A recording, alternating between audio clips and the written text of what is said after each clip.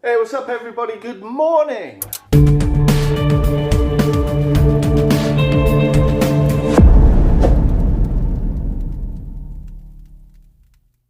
Welcome back to the channel. Today I am going to do a video by Jim Jeffries, and this is taking an MD sufferer to see a prostitute. I've seen a few of Jim's things. I'm no stranger to controversial comedians, but I've not watched a lot of Jim. I've seen some bits in passing, seen interviews with him and stuff like that, but not seen this piece. So if it's horrendous as he, as the title suggests, then it should be pretty funny. So let's get into it. Let's go.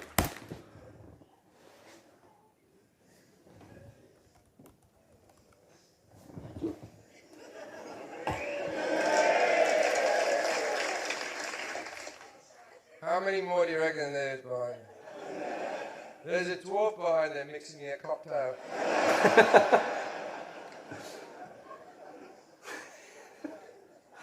I am fucking drunk now. Alright. I'm going to tell you a story. This story is very long. The first 3 minutes of this story are very depressing. Just hitching up my pants.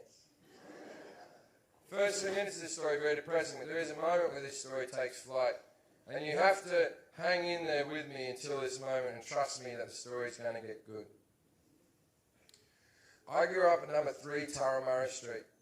At number 5 was my two best childhood friends, Andrew and Daniel Connor. Daniel was born with a disease called muscular dystrophy. If you don't know what muscular dystrophy is, it's a horrible disease that wastes away your muscles. It's the same as Lou Gehrig's disease or motor neurone disease, except you're born with it. You get diagnosed when you're about 6 years old, when you're not walking right, and they put you on crutches. By the time you're 10, you're in a wheelchair. By the time you're 20, you're in a completely vegetative state. Most people die before their 25th birthday. Dan's lived to be 33 years old, still alive and kicking. Let me rephrase that. He's just gone. He's actually died 7 times in his life and been resuscitated 7. And I once asked him, I said, Dan, what happens after you die? And he said, nothing. So good luck with your religion and your faith. I'll take an actual statistic. Now, his family had since moved to Melbourne. I moved to Great Britain. I went to do the Melbourne Comedy Festival. This was about a year ago. I hadn't seen him in all that time. His brother Andrew came to see my show, and then Andrew took me to see Dan. And I went in to see him. And I'd never seen anyone live this long with this disease. And he's laying on a bed. His eyelids are a muscle that he can't keep open anymore. And he's just squinting through these little things. Has a breathing mask on him to keep his lungs working because his lungs are a muscle that he can't keep pumping. He has a heart monitoring machine in case he flatlines in the middle of the night and someone has to resuscitate him. And as soon as I walked in and saw this guy that I used to run around with as a child, I burst into tears. There's nothing worse you can give anyone in this world than pity. You know? I went in the corridor, I felt like a right prick, and I was fucking wiping my eyes off. And I went back in, and I sat with Dan. His brother Andrew went off to work, and me and Dan chatted for a while. 20 minutes into the conversation, Dan says to me, Jim, I'm 32 years old. I've never been with a woman. Will you take me to a prostitute? And that's where the story picks up, ladies and gentlemen. Jesus. Because I went, fuck yeah! And he went, but don't tell my brother, he wouldn't understand. I said, that's where you're wrong. I have known your brother my entire life. Trust me, he will understand. And against Dan's will, when Andrew came home from work, I pulled Andrew aside and said, Andrew, look, here's the deal. Dan's asked me to take him to a prostitute. I'm going to do it whether you like it or not, but I think as his brother, you should come along and help out. And Andrew went, we're not doing it. And I went, why? And he went, it'll kill him. And I went,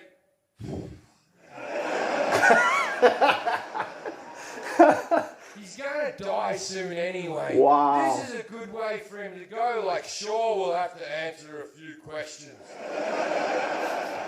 He's wasted, you can tell. And he said, we're not doing it. And I said, why? And he goes, because Mum doesn't like you already. And I went, your mum's never liked me. That's why I'm the right guy to kill your brother. And he said, all right, we'll do it, but he can't have full sex. Full sex will kill him. He can only have a blowjob. And I thought that was fairly reasonable. So we went back in and saw Dan. He was where we left him. And we said, these subtle little bits. Dan, here's the deal. I know you told me not to tell your brother, but I told your brother. Me and him are both going to take you to the knock shop tomorrow, mate. But you can't have full sex. You can only have a blowjob. And Dan went, I want full sex. And his brother Andrew went, Dan, you're in no position to argue with anyone ever. Then Dan reluctantly agreed. Now, prostitution in Australia is legal. So I spent the rest of the afternoon going through the phone book trying to find a brothel with wheelchair access. Best afternoon ever! Eventually I found one of the biggest brothel in the Southern Hemisphere, the Daily Planet, or as the Australians call it, 4 floors of whores. It's a 24-hour brothel because Australia's a go-ahead country. So we decided we were going to go early in the morning, like real early, like 6 a.m. We wanted to go when the place was quiet and we weren't going to cause a scene. So we wake him up at 6 o'clock in the morning. It's hard to tell if he's awake. And we get him in his chair. Now, he hasn't got your bog standard fucking wheelchair. He's got one of those big sort of silver-looking things with the truck tyres on it. I think the model's called a Hawking. And even though his muscles don't work, they get sore. So this thing can move him from side to side and back to front and even into a full bed. So we get him in the chair, then we order a taxi. And then it's not like you have black cabs out there. It's like a normal car, but they've modified the back to go higher. And they drive him up through the boot. And they strap him in there. And he sits up high with windows all around him like a big retarded pope. Whereas the Catholics would say, the Pope. And we drive up to the brothel.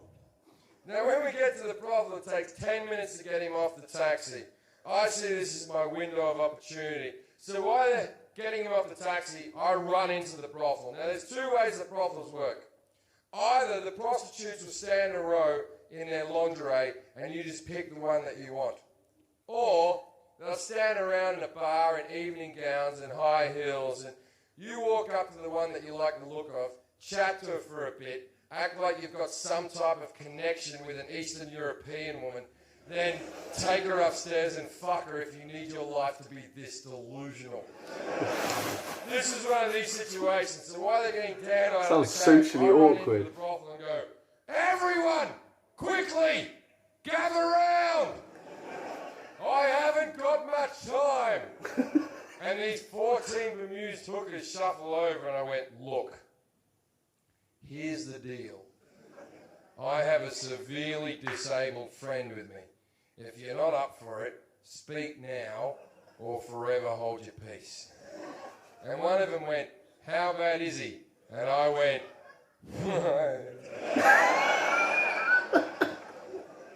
pretty fucking bad. And 10 of them said they wouldn't do it. And I said, well, I respect that. But can you please go and hide because I don't want him to be rejected by hookers. And these 10 girls shuffle away in their evening gowns and their high heels with gonorrhea falling out of them. Oh my God. I'm now left with 4 girls, the best looking one by a mile stays. Dan wheels in, looking like Jabba the Hutt, breathing like Darth Vader. 2 of the girls run away and I'm like, are you fucking kidding, you sluts? I just asked you nicely. So we're now left with 2 girls. Oh my God. The best looking one's there, the other one's a fucking troll. Now, out of respect for the ugly one, I go to Dan, I go, Dan, there's only 2 girls working today, mate. which one do you want? And he said, the one in the green dress. Now, neither of them had a green dress. Oh my God. I stand up and look at Andrew and went, what the fuck is all this about? And Andrew went, oh yeah, his eyes are fucked as well. Now it turns out that Dan's colourblind. It's not part of the condition, it's just unfortunate. I feel so bad for laughing. I sat with the hooker. Now I'm going to pay for everything. Now the reason I'm going to pay for everything is simple. I told Dan and Andrew that I would pay for everything. Got an ad coming up. As long as I got to tell. I'll cut it here.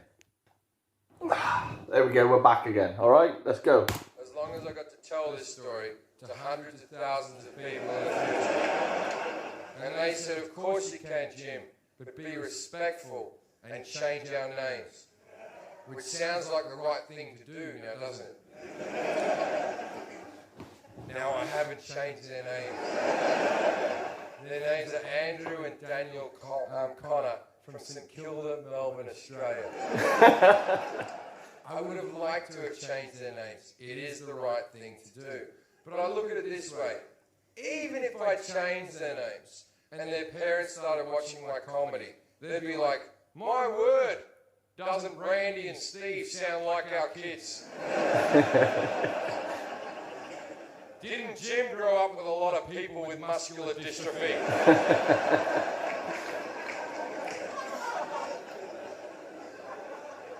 So I sat there with the hooker and I said, how much for the half hour? And she said, 180. And I said, I'll give you 250 because I realise this is a specialty thing you're doing. And she goes, I got one question for you. And I said, shoot. And she went, is he mentally retarded? And I went,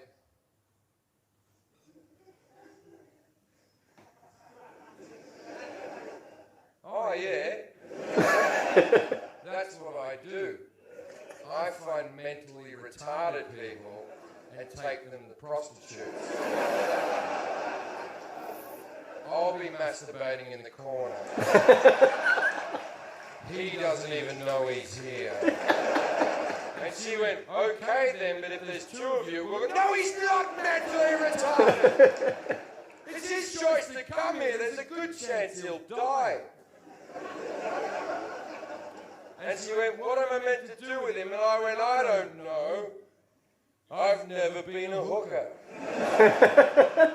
But I'm thinking, give him a bit of a show, dance around a bit, rub your tits in his face, then suck him off. But don't sit on him or fuck him. It'll kill him. So bad. So we go up to the room, which thank God was on the first floor. And me and Andrew look at Dan like two proud parents watching our child go to school for the first time.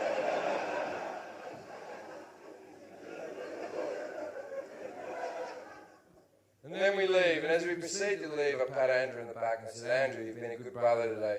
He said, thanks, mate. And then we had a hug. And then we had that moment after a hug that Australian men have where we go, oh, get out of it, what's wrong with you?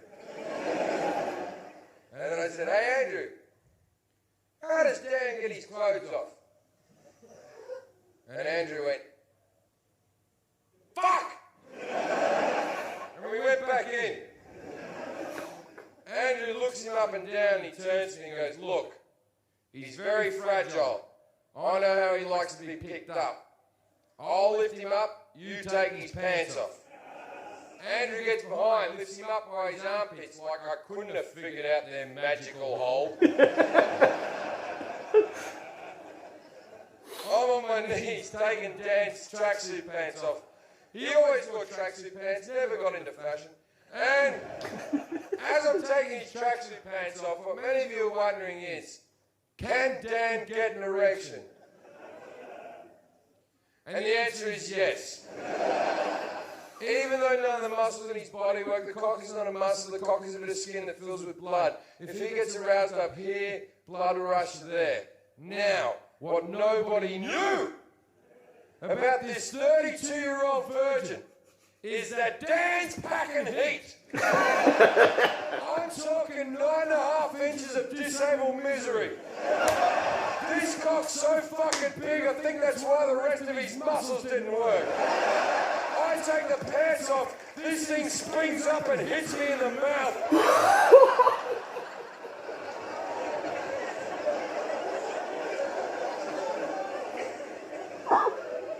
Then the hooker goes, let's do the light. Oh my God. Let's explain the light. When they legalised prostitution in Australia, they didn't legalise it in all forms. For instance, you cannot get a street walking hooker, you cannot get a prostitute to your hotel room. You can only go to a brothel in a safe environment where they have security for the girls in case a man shows up being drunk and dickhead or whatever. Wow. And also it's safer for the people who go to brothels because the girls get tested for STDs every month. So arguably, you're better off in Australia fucking a prostitute than picking up a girl in a bar. But I'm not going to have that conversation again. You try explaining that to a girlfriend, it's a fucking minefield. I love the fact that he's absolutely wasted, you can tell. But also they make it safer for the girls. If you're a guy who goes to a prostitute, you have to undergo the light. Let's explain the light. It's very simple. Sounds like what it is. You put your cock under a very bright light, and they look around the shaft to see if there's anything untoward. Then they get a magnifying glass out, go through your pubes to make sure nothing's running around. Oh. It's not a big deal. I've been rejected heaps of times. Now the chair's here, there's a bed here, there's a hot tub there, the light's over there. Now we try to get the chair past the bed and the hot tub, but we can't get it through. So me and Andrew walk over the hooker and we're whispering because we don't know what Dan's here, and we're like, we can't do the light thing. And she goes, if you don't do the light, I'm not doing it. And me and Andrew went, come on. He's a virgin, what's the worst that can happen? And she whispered, actually, I'm more concerned about its cleanliness. And then his brother Andrew said loudly and proudly, I washed it before we came out. Now you may think you're a good brother, good sister, good mother, good daughter, whatever the fuck you think you are in this world. But you're nothing until you've washed your disabled brother's cock to take him to a prostitute. That is love, ladies and gentlemen. Tangible fucking love. Wow. That is love. So we looked at Dan, everyone agreed it was time to go. We looked at Dan, me and Andrew looked at him and went, we're going now, mate. If you've got anything you want to say to us, say it now, because we're going to leave, mate. And this is what Dan did.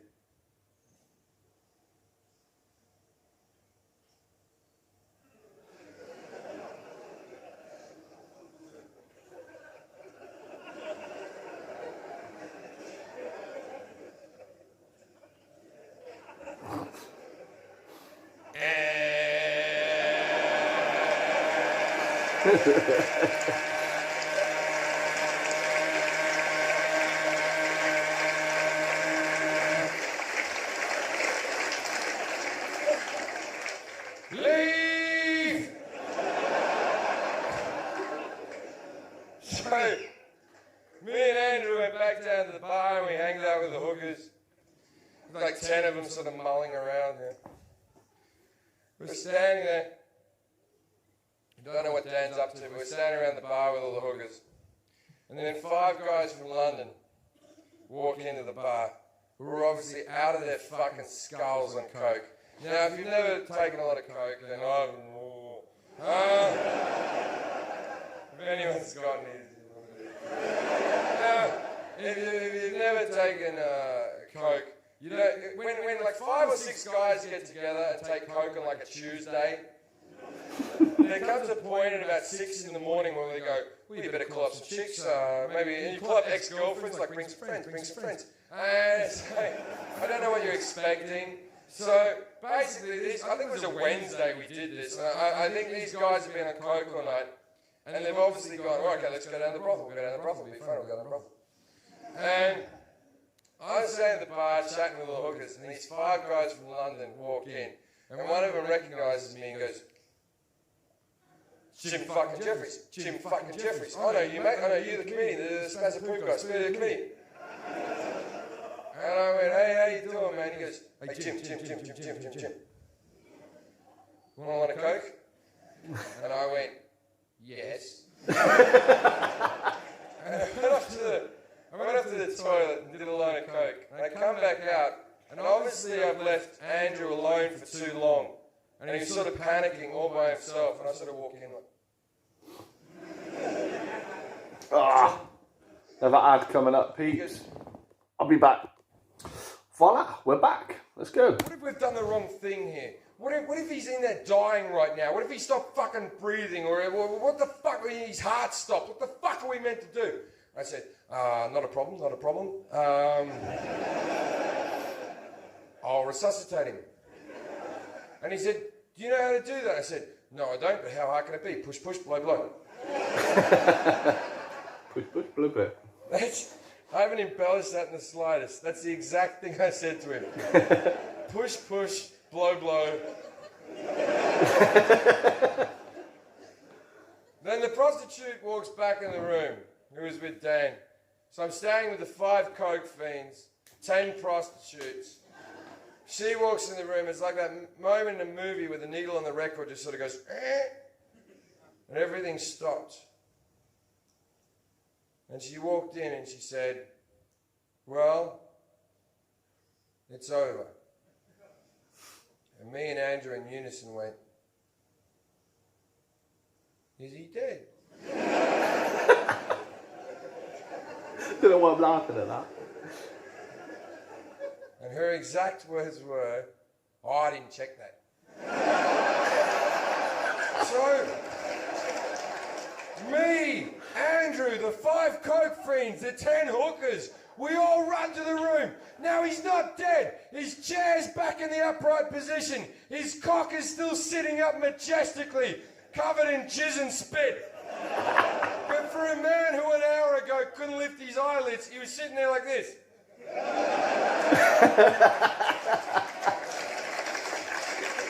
Now you might be wondering why his eyelids are up like that. Let me explain something. It wasn't through happiness. I'll tell you something about myself. I'm 33 years old. I've been masturbating since I was 10 years old. And in that time, I have not missed a day. Every single day I masturbate. Haven't missed a fucking day. Every day I'm in a hotel room with a laptop way high up on my chest here. So I don't have to look at the filth I'm doing to myself. I'm watching porn here. And 9 times out of 10 I hit the Apple sign. Right? And I do this every single fucking day. Yet I would be mortified if any one of you was to ever see me doing this. I would want to fucking kill myself. And I do this every single fucking day. Now imagine if you've never ejaculated through the power of yourself. You've never had another person do it. You're 32 years old, and for the first time you've shot a lot of fucking stale jizz all over the fucking room. And you're sitting there with your cock out, and 15 strangers walks in, and you do not possess the power to put your cock away. Can you see how that might be a bit unhinging? Oh my God. So we had to get him dressed quickly. But there's cum everywhere. And this time I look him up and down. And I turned to Andrew and said, Andrew, I don't give a fuck how fragile he is. I'm taking the top half this time. Damn straight. And we lifted him up. And we put his pants on. And we proceeded to leave the brothel. Now, as we left the brothel, I turned to Dan. I said, Dan, I paid for a story.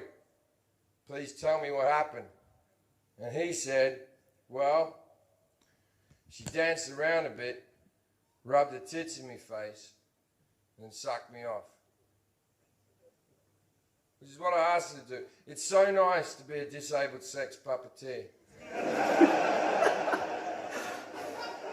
But even nicer than that, I used to have a preconceived notion on what I thought about people, such as prostitutes, man, but I was wrong. That woman treated him with dignity and respect and made him feel like a sexual being for the only time in his life. You can't put a price on that. All right? Well, 180 is the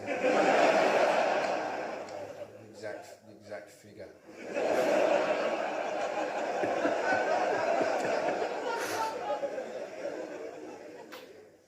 Then we go up front and we go to call a taxi, and the taxi driver who drove us there is still sitting out the front in his car, and he winds his window down and looks out and goes, "I'll drive you home for free. I just need to know what happened." Thank you very much, ladies and gentlemen.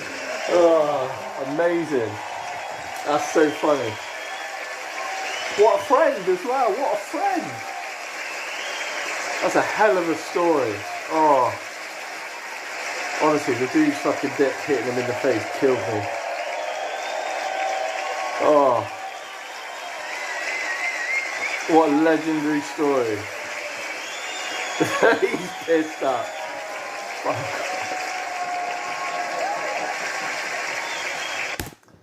Amazing. That was amazing. Fantastic stuff. Just shut that down. Wow. Yeah, what a funny fucking story. I hope you guys enjoyed that as much as I did. Let me know if you want me to check out some more Jim or some other comedians that I need to check out. And have yourselves a good day, people. Laters.